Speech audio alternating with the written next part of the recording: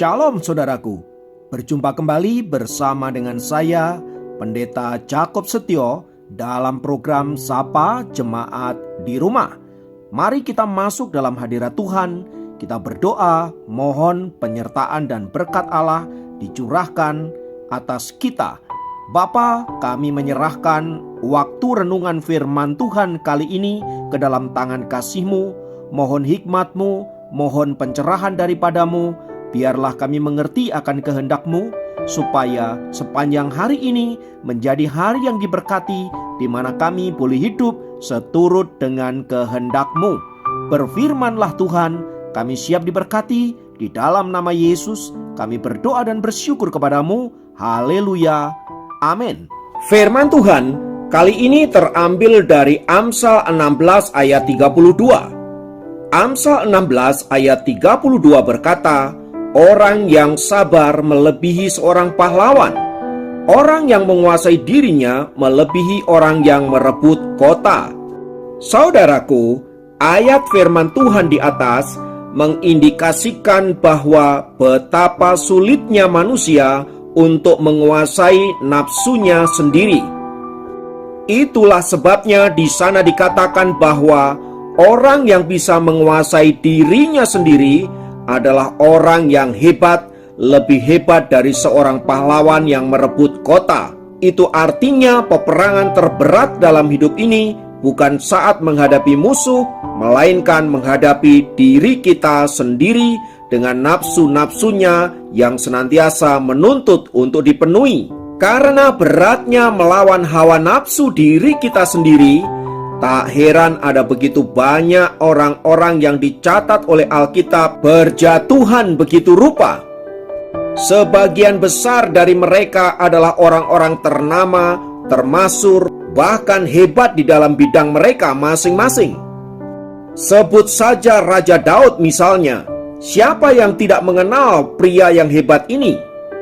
Orang Israel menyebut Daud sebagai pahlawan yang gagah perkasa, yang telah mengalahkan musuh berlaksa-laksa. Ia juga disebut sebagai raja yang luar biasa karena berhasil menyatukan seluruh suku-suku yang ada di Israel.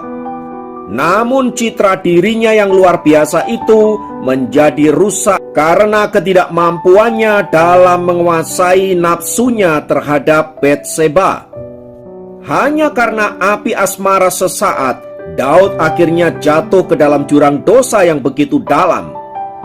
Daud yang selama ini menjaga dirinya dari perbuatan dosa dan kecemaran, sekarang tiba-tiba dia jatuh ke dalam dosa perzinahan dan bahkan pembunuhan berencana yang begitu kejam dan jahat. Semua itu terjadi karena ketidakmampuan Daud di dalam menguasai dirinya sendiri. Tokoh yang lain yang juga mengalami kekalahan dalam hal menguasai diri adalah Simson. Alkitab mencatat bahwa Simson adalah seorang pria yang memiliki kekuatan yang luar biasa lebih dari siapapun. Bukan hanya itu, Alkitab juga mencatat dia adalah seorang nazir Allah. Dengan kata lain, dia adalah seorang hamba Tuhan yang dipilih Allah secara langsung. Namun lihatlah fakta kehidupan seorang Simson. Ia takluk dan bertekuk lutut oleh kerlingan mata seorang perempuan sorek yang bernama Delila. Bahkan sebelum itu, Simson juga kerap kali jatuh ke dalam pelukan wanita-wanita lain yang menyebabkan dirinya hidup dalam kecemaran. Alkitab kemudian mencatat akhir hidup Simson yang mengerikan.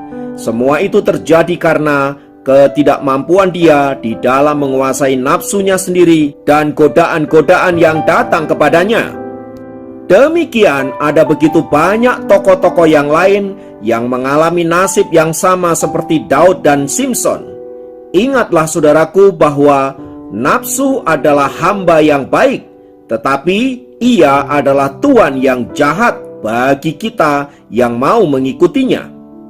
Sebab faktanya sejarah sepertinya terus berulang, betapa ada begitu banyak orang yang jatuh ke dalam jebakan yang sama, yaitu jatuh ke dalam pesona uang dan harta, jatuh karena lilitan api asmara, dan jatuh karena tergoda ambisi dan keinginan-keinginan duniawi. Semua itu terjadi karena ketidakmampuan kita dalam menguasai atau menaklukkan keinginan daging kita, keinginan mata kita, serta keangkuhan hidup yang tidak pernah mengenal kata puas. Tak heran karena hal itu, saudaraku, sejarah mencatat begitu banyak korban berjatuhan akibat ketidakmampuan diri kita dalam mengendalikan diri dan nafsu duniawi kita. Oleh sebab itu, saudaraku, harus selalu diingat bahwa nafsu bukanlah kendaraan yang baik bagi kita yang ingin mencapai hidup maksimal di dalam Tuhan. Sebaliknya, justru karena kita mengikuti keinginan-keinginan duniawi kita, nafsu-nafsu kita, maka kita akan terjerembab di dalam berbagai kehancuran dan ujungnya kita bisa menjadi binasa. Karena itu, hati-hatilah dengan diri Anda sendiri dan kuasailah dirimu sendiri. Karena itu, saudaraku, belajar dari Amsal 16 ayat 32 itu, ada beberapa poin penting yang perlu kita renungkan. Yang pertama, perbaikilah kelemahan-kelemahan kita dan kebiasaan-kebiasaan yang buruk yang sewaktu-waktu bisa menghancurkan hidup kita. Ingatlah, tidak ada orang yang memiliki kebiasaan-kebiasaan buruk menjadi orang berhasil dalam hidupnya. Yang kedua, sadarilah bahwa nafsu bukanlah tuan yang baik untuk kita andalkan. Yang ketiga, latihlah diri Anda sedemikian rupa supaya kita mampu mengendalikan emosi kita, mengendalikan nafsu-nafsu kita, dan mengendalikan diri kita sedemikian rupa supaya selaras dengan kehendak Tuhan. Dengan demikian, saudaraku, kita dapat menjadi orang-orang yang luar biasa, orang-orang yang hebat, orang-orang yang dapat diandalkan, dan senantiasa berhasil dalam segala hal yang kita kerjakan. Mari mulailah dari sekarang dan jadilah sukses. Mari kita berdoa. Tuhan, kami mengucap syukur untuk kebenaran firman-Mu yang mengajar kami untuk senantiasa mengendalikan diri kami sedemikian rupa agar kami boleh menjadi orang-orang yang hebat, orang-orang yang luar biasa di dalam Tuhan. Ada banyak tantangan, ada banyak godaan, namun Roh Kudus tolonglah kami agar kami dimampukan untuk mengendalikan diri kami dan tetap ada di dalam on the track-nya Tuhan, supaya melaluinya kami dapat memuliakan nama-Mu. Terpujilah Engkau Bapa kami, di dalam nama Yesus kami berdoa, haleluya, amin. Demikian program Sapa Jemaat kali ini. Sampai jumpa dalam program Sapa Jemaat yang lain. Tuhan Yesus memberkati.